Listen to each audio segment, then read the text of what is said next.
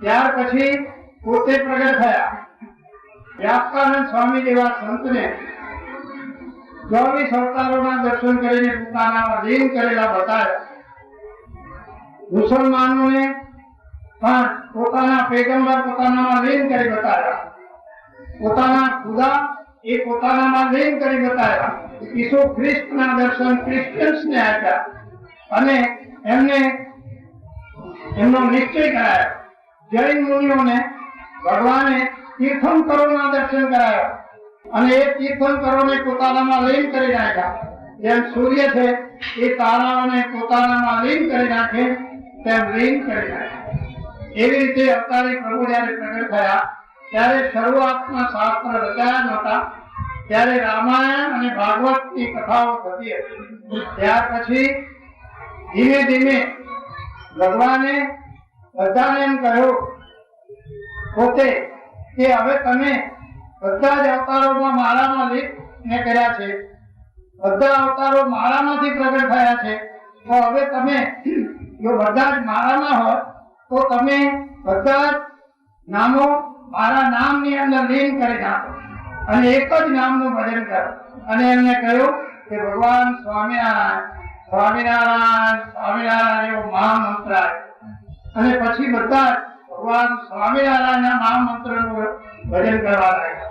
અને ભગવાને એમ કહ્યું કે હવે આ મહામંત્રનો જ જપ કરો, મારા સ્વરૂપ દિવ્ય સ્વરૂપનું જ ધ્યાન કરો, મારા જ નામની માળા ફેરવો, મારો જ ભજન કીર્તન કરો, મારી જ ઉપાસના કરો અને હું તમને સર્વ દોષો થકી રહિત કરીને મારા સ્વરૂપમાં મારા દિવ્ય સુખને હું સમાવીશ। આવો ભગવાને વર આપ્યો। આ વર છે હજી સુધી ચાલ્યો આવે છે। અત્યારે તમે જોઈ શકો છો કે ભગવાન સ્વામિનારાયણ તેમના શરણે ગયેલા ભગવાનના ભક્તો જે કોઈ જીવો તેમના શરણે જાય છે તેમને અંતકાળે તેડવા આવે છે અને તેઓ તેડવા આવે એ વખતે કહે છે કે ભગવાન સ્વામિનારાયણ અને એમના સંતો દિવ્ય સ્વરૂપે મને તેડવા આવ્યા।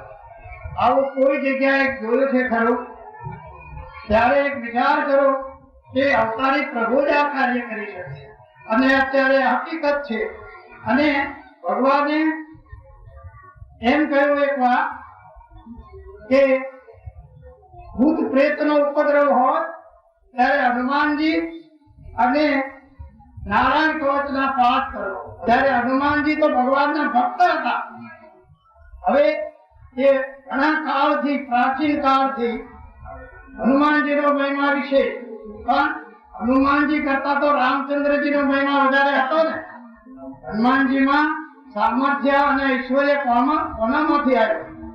ભગવાન રામચંદ્રજી આપેલું ઐશ્વર્ય હતું, પણ હનુમાનજીનું ઐશ્વર્ય કઈ રામચંદ્રજી ભગવાન કરતા વધારે નહોતું।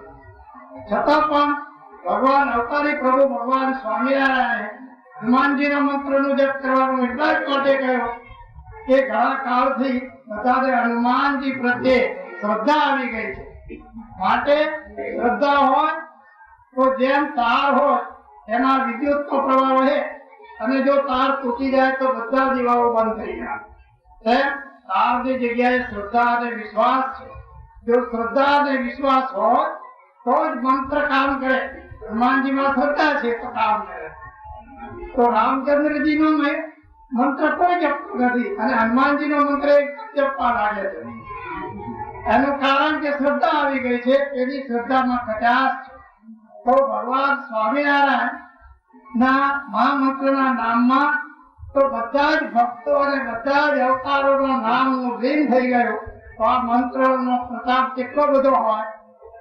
ત્યારે આપણે એ જો મહિમા સમજીએ તો એક જ ભગવાન સ્વામિનારાયણ એટલું બોલતાની સાથે ભૂત પ્રેતનો ઉપદ્રવ ચાલ્યો જાય। આ પવિત્ર નામ છે। ભૂત